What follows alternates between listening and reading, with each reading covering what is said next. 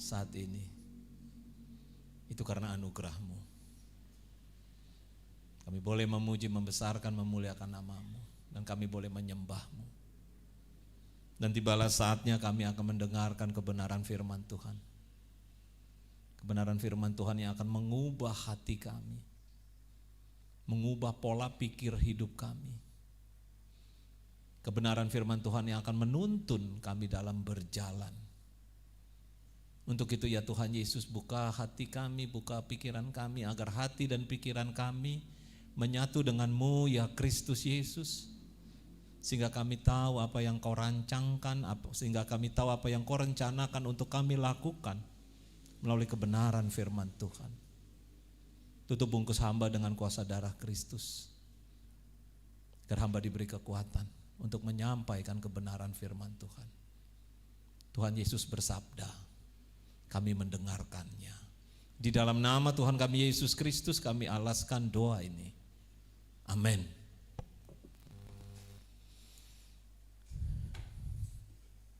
Ibu bapak saudara yang diberkati Tuhan Yesus, kita buka Alkitab kita seperti yang sudah sampaikan tadi, sudah dibaca bersama dari Yakobus 1. Surat Yakobus 1 ayat 2 sampai dengan ayat yang keempat.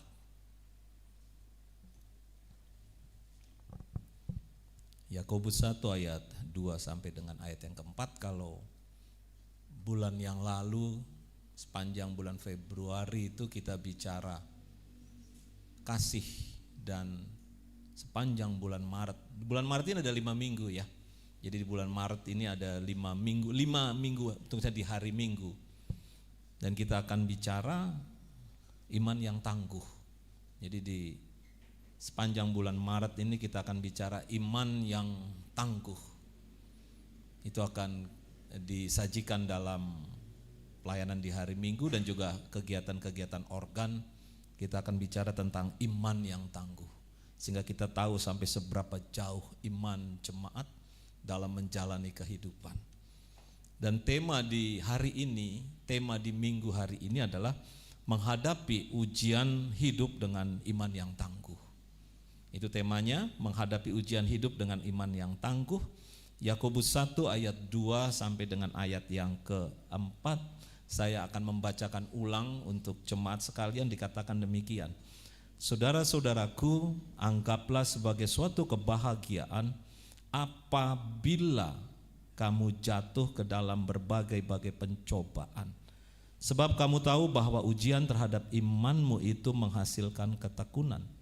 Dan biarlah ketekunan itu memperoleh buah yang matang, supaya kamu menjadi sempurna dan utuh dan tak kekurangan suatu apapun.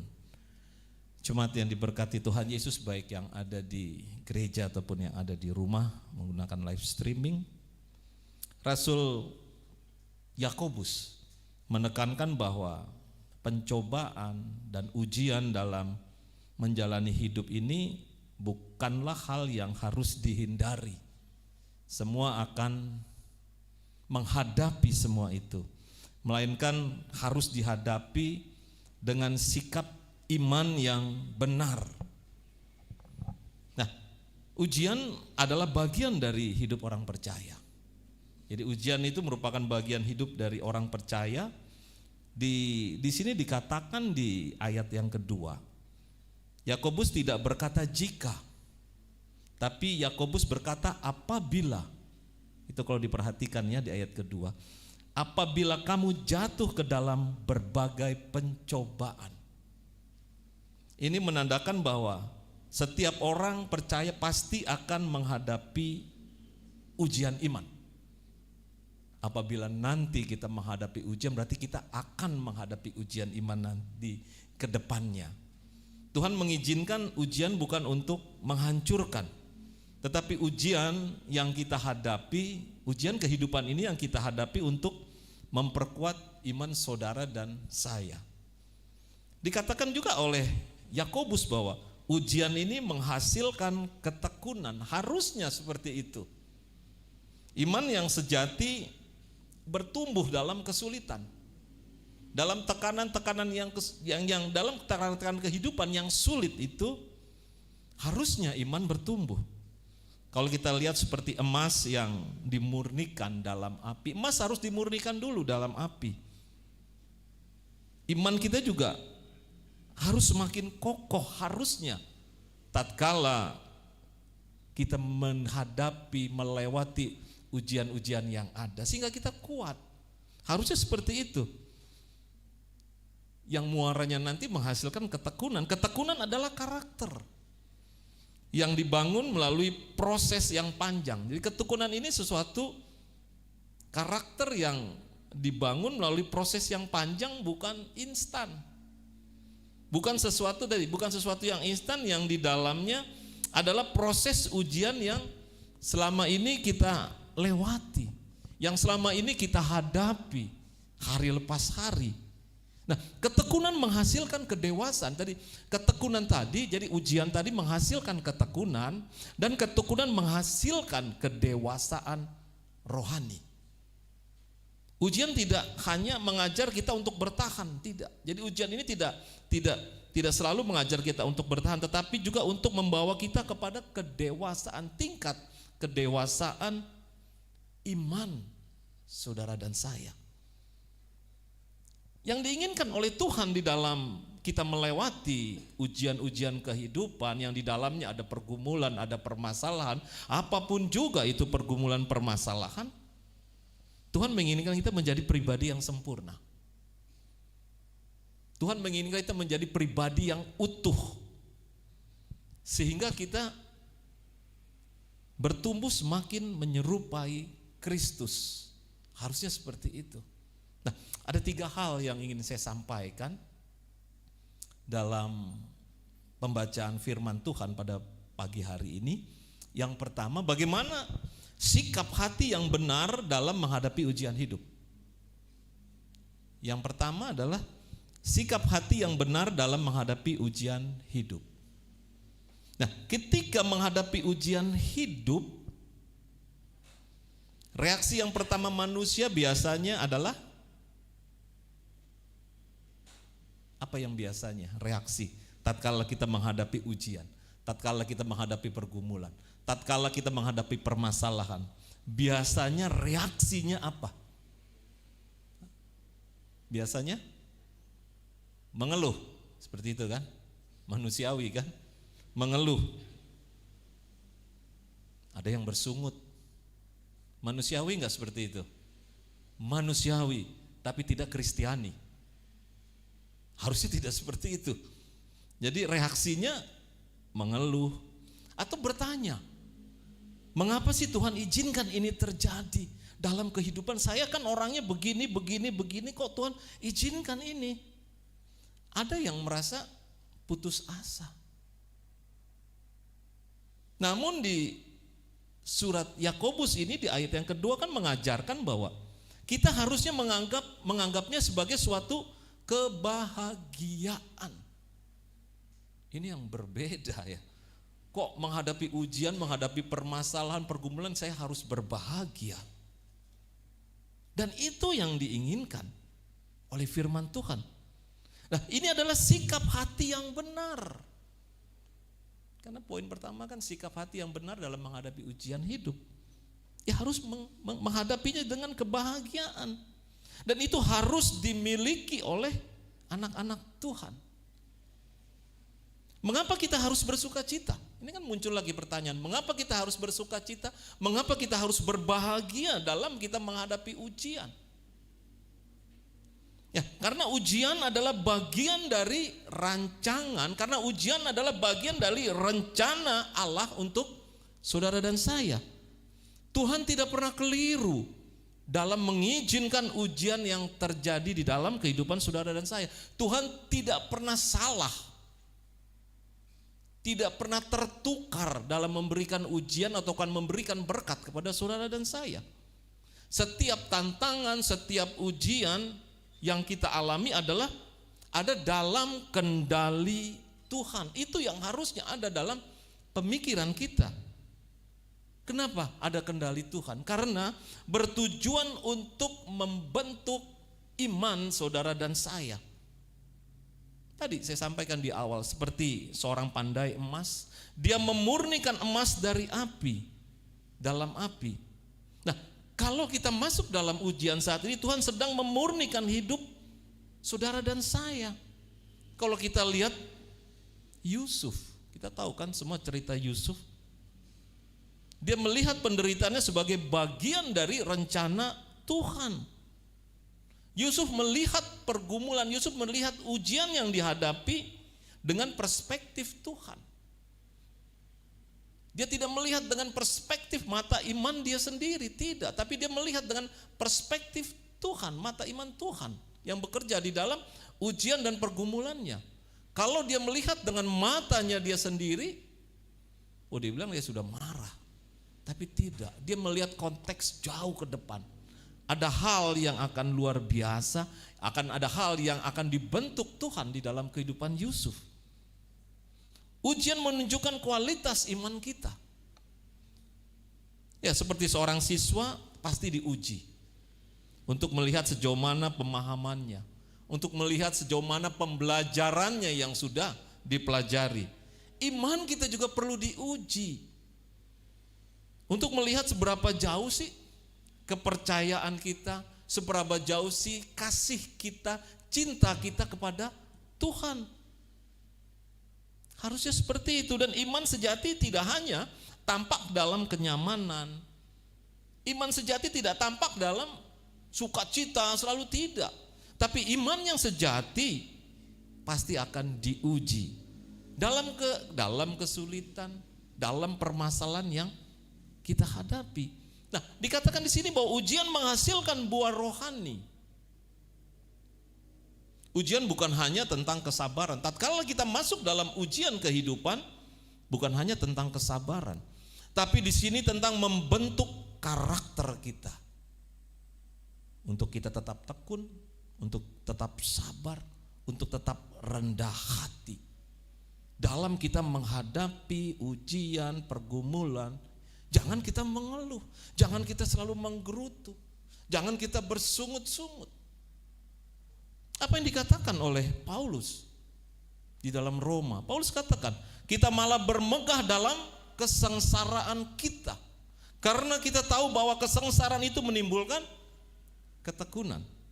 Ketekunan menimbulkan tahan uji, tahan uji menimbulkan pengharapan. Jadi semakin banyak kita melewati ujian dengan sikap yang benar, semakin kita bertumbuh dalam iman kita di situ. Jadi bagaimana kita menghadapi ujian tadi dengan sikap yang benar. Nah, sekarang bagaimana cara kita memiliki sikap hati yang benar? Percaya bahwa Tuhan selalu memegang kendali, itu yang pertama. Jadi kita percaya bahwa Tuhan selalu memegang kendali. Jangan melihat hanya masalah dan ujian hanya dari sudut pandang manusia, seperti tadi Yusuf melihat dari sudut pandang Tuhan. Dia melihat dari perspektif Tuhan. Ingat bahwa tidak ada ujian yang lebih besar dari kekuatan yang Tuhan berikan. Jangan mengeluh, tetaplah bersyukur. Mengeluh hanya akan membuat hati semakin lemah.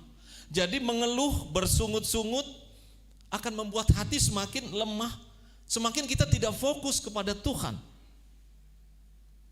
Paulus pun mengingatkan di dalam Filipi, hendaklah kamu khawatir tentang apapun juga, tetapi nyatakan segala sesuatu keinginanmu kepada Allah dalam doa, permohonan dan ucapan syukur. Jadi jangan mengeluh, jangan bersungut-sungut, jangan kita lari dari Tuhan, tapi tetap bersyukur. Mengeluh akan membuat berat perjalanan hidup kita loh. Coba kalau kita terus mengeluh, kita terus bersungut-sungut, muka kita juga berubah. Berat, penderitaan semakin berat. Kalau kita semakin mengeluh, kita semakin bersungut-sungut. Yang diinginkan oleh Tuhan, mari kita bersyukur dengan apapun juga yang kita hadapi. Dan jangan lupa kita berdoa, jangan lupa kita menyerahkan semuanya kepada Tuhan. Kita mengandalkan, coba mulai kita mengandalkan kekuatan Tuhan, bukan mengandalkan kekuatan kita. Mazmur Daud mengatakan, serahkan khawatirmu kepada Tuhan, maka Dia akan memelihara hidupmu. Kita harus mulai seperti itu. Nah, yang berikut sikap hati yang apa yang harus kita lakukan? Tetap setia dan berpegang pada firman Tuhan. Yang selalu kita dengar bahwa firman Tuhan adalah pelita bagi kaki kita. Begitu juga dalam menghadapi ujian, tetaplah membaca firman Tuhan, tetaplah merenungkan firman Tuhan. Jangan tatkala kita menghadapi pergumulan, ujian-ujian yang berat, kita undur dari Tuhan. Oh, kita akan semakin lemah. Semakin banyak pergumulan, mari kita mendekatkan diri kepada Tuhan. Di situ akan ada kekuatan. Jadi sikap hati yang benar dalam menghadapi ujian hidup, tetap fokus, tetap bersuka cita, tetap percaya, dan jangan mengeluh. Jadi poin pertama ini ada kutipan atau quotes yang bisa saya sampaikan. Jadi sikap hati yang benar dalam menghadapi ujian hidup adalah dengan bersuka cita, percaya kepada Tuhan, tidak mengeluh, berdoa, dan tetap berpegang pada firman Tuhan. Harusnya kita bisa melakukan seperti ini, sehingga kita dapat melewati setiap perjalanan, setiap ujian hidup kita. Bersuka cita, percaya kepada Tuhan, tidak mengeluh, amin. Harusnya tidak mengeluh, tetap bersyukur, jangan tinggalkan Tuhan, tetap berdoa, dan tetap berpegang pada firman Tuhan. Itu yang pertama, sikap hati itu yang harus kita jalani dan kita ikuti. Yang kedua, percaya bahwa Tuhan sedang membentuk karakter kita. Ujian yang sedang kita hadapi saat ini adalah kita harus percaya bahwa Tuhan sedang membentuk karakter saudara. Saat menghadapi ujian hidup, sering kali kita merasa bahwa penderitaan ini tidak adil. Kok saya yang selalu hadir dalam persekutuan, kok saya yang selalu seperti ini, saya yang selalu seperti ini, kok Tuhan ujian saya semakin berat Tuhan. Pernahkah kita terpikir seperti itu? Banyak orang yang berpikir seperti itu. Kita merasa, oh Tuhan tidak adil kayaknya nih. Kok bukan dia aja yang mendapatkan ujian seperti yang saya dapatkan Tuhan. Kok saya yang menghadapinya seperti ini. Kok terlalu berat Tuhan. Namun Alkitab mengajarkan bahwa Tuhan tidak pernah membiarkan kita mengalami sesuatu tanpa tujuan. Jadi ujian yang kita hadapi ada tujuan yang akan Tuhan siapkan, sediakan dalam kita menjalani hidup ini. Dan setiap ujian yang kita alami adalah bagian dari proses Tuhan.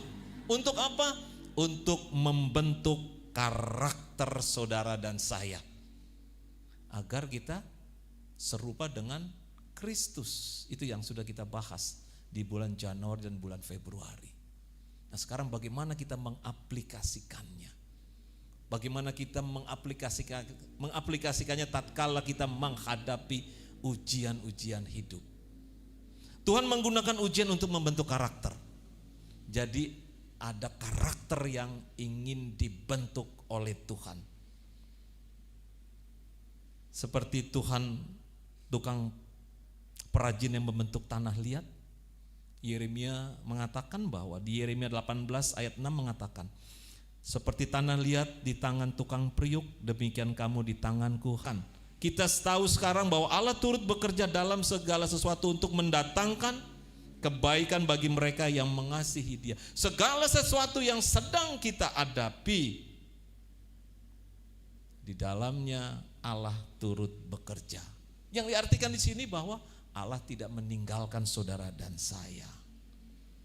Karena Allah turut bekerja di dalam perjalanan kehidupan kita yang di dalamnya ada pergumulan, di dalamnya ada ujian, ada permasalahan hidup. Semuanya untuk memurnikan iman percaya kita. Nah, sekarang bagaimana kita bertahan dalam proses pembentukan Tuhan ini? Kembali lagi, saya katakan untuk kita dapat bertahan, miliki perspektif Tuhan dalam melihat pergumulan permasalahan yang sedang kita hadapi.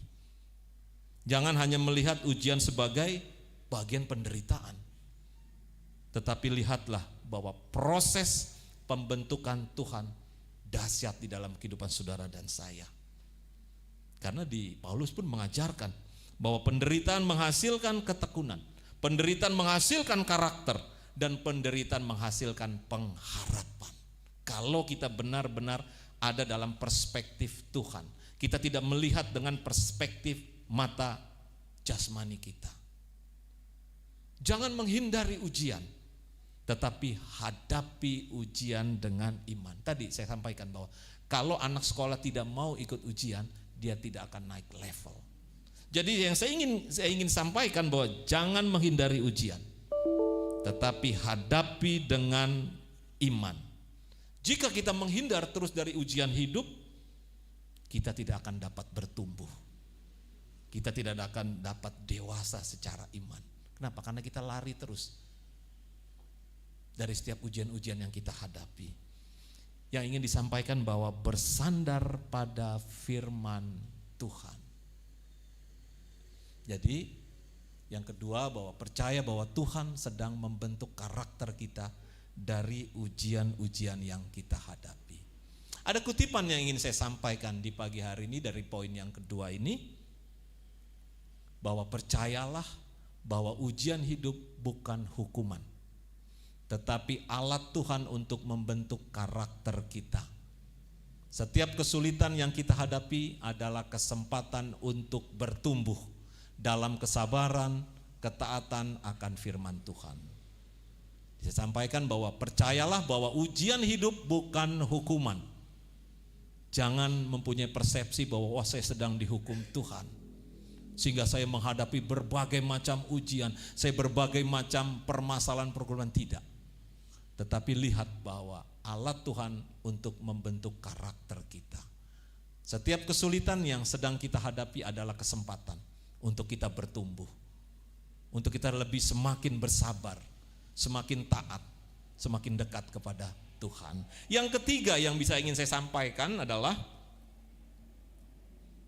menjalani ujian dengan ketekunan dan pengharapan.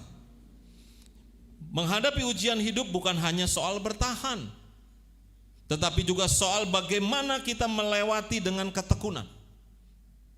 Bagaimana kita melewati dengan pengharapan setiap ujian kehidupan yang kita alami.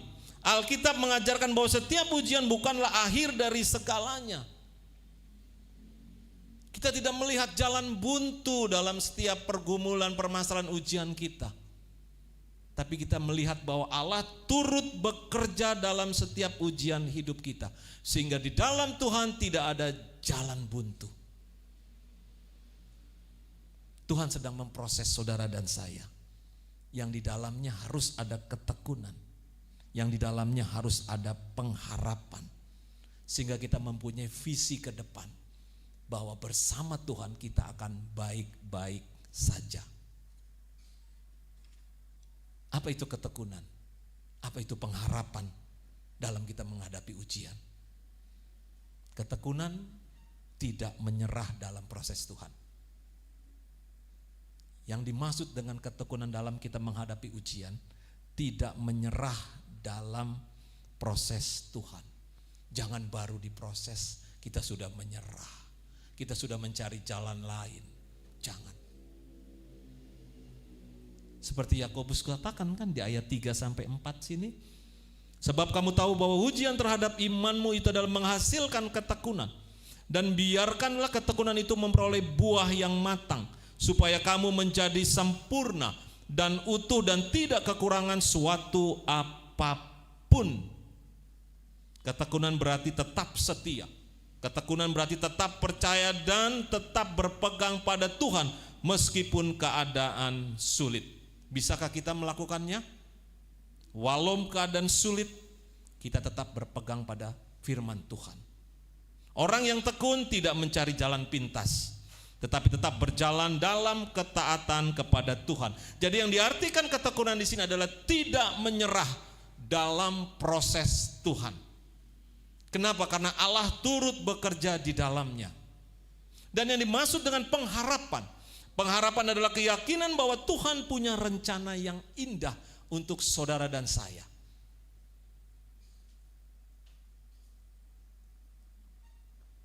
Pengharapan bukan sekedar optimisme, tetapi keyakinan bahwa Tuhan tidak meninggalkan kita. Amin. Katakan, Tuhan tidak meninggalkan saya. Katakan. Semangat iman kita, Tuhan tidak meninggalkan saya dalam kehidupan keluarga, dalam usaha dan dalam segala-galanya. Itu pengharapan. Jadi pengharapan harusnya ada dalam kehidupan kita. Bukan hanya sekedar optimisme, tidak. Tetapi keyakinan bahwa Tuhan pasti berjalan bersama saya. Seperti seorang petani yang mulai dia menabur benih, dia pasti sabar. Dia menunggu panen. Kalau dia tidak sabar, dia tidak sabar dalam menunggu panen, dia bisa tinggalkan apa yang sudah dia tanam. Itu yang dimaksud dengan pengharapan. Bagaimana kita mau sabar? Kita harus yakin bahwa Tuhan menyertai dan Tuhan hadir dalam rencananya untuk kehidupan saudara dan saya. Mengapa kita harus menjalani ujian dengan ketekunan dan pengharapan? Karena Tuhan setia, Dia tidak meninggalkan saudara dan saya. Karena ujian ini sementara dan buahnya kekal. Jadi ujian yang saudara hadapi adalah ujian sementara dan akan menghasilkan buahnya kekal. Kalau kita lihat di Korintus dikatakan seperti ini oleh Paulus. Sebab penderitaan ringan sekarang ini mengerjakan bagi kamu kemuliaan kekal, melebihi segala-galanya, jauh lebih besar daripada penderitaan yang kita alami saat ini. Itu Paulus mengatakan seperti itu. Jadi apapun ujian yang kita alami hanya sementara dibandingkan dengan kemuliaan yang akan kita terima nanti bersama Tuhan. Jadi yang ingin saya sampaikan bahwa jangan undur dari Tuhan, jangan tinggalkan Tuhan kalau sedang diuji, sedang masuk dalam proses Tuhan. Karena buah kemuliaannya akan disiapkan bagi saudara dan saya. Jadi Tuhan sedang menyiapkan sesuatu yang baik bagi saudara dan saya. Coba kita lihat di Yakobus 1 ayat 12. Dikatakan di situ,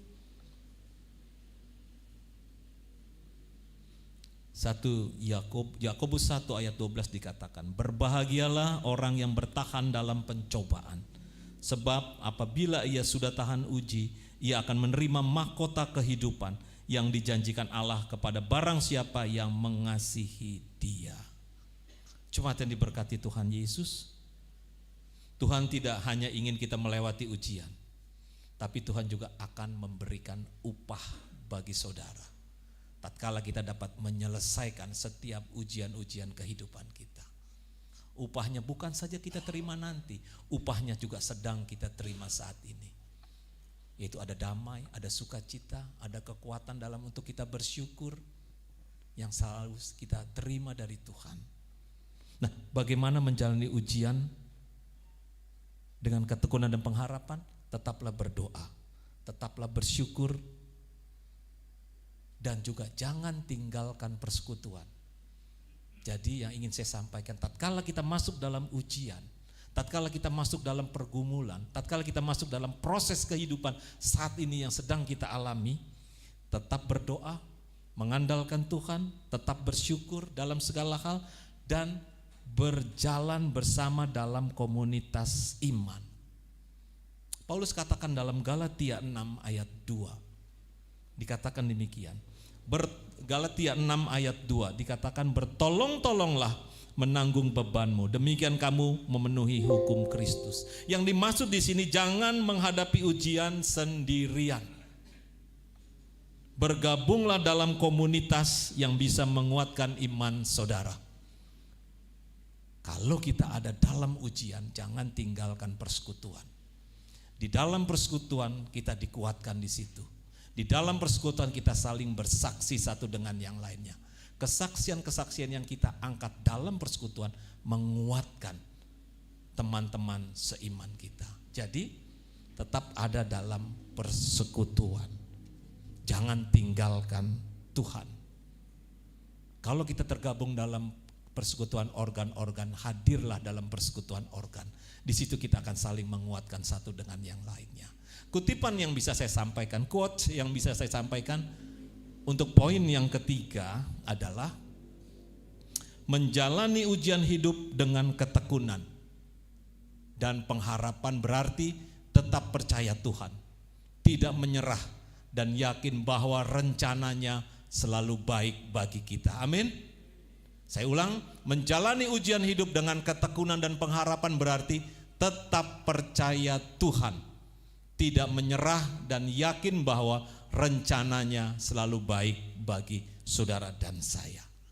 Tetap teguh dalam iman sebab Tuhan Yesus selalu setia dalam mengiring langkah saudara dan saya dalam kehidupan rumah tangga, kehidupan pribadi, keluarga, usaha, pekerjaan, pelayanan.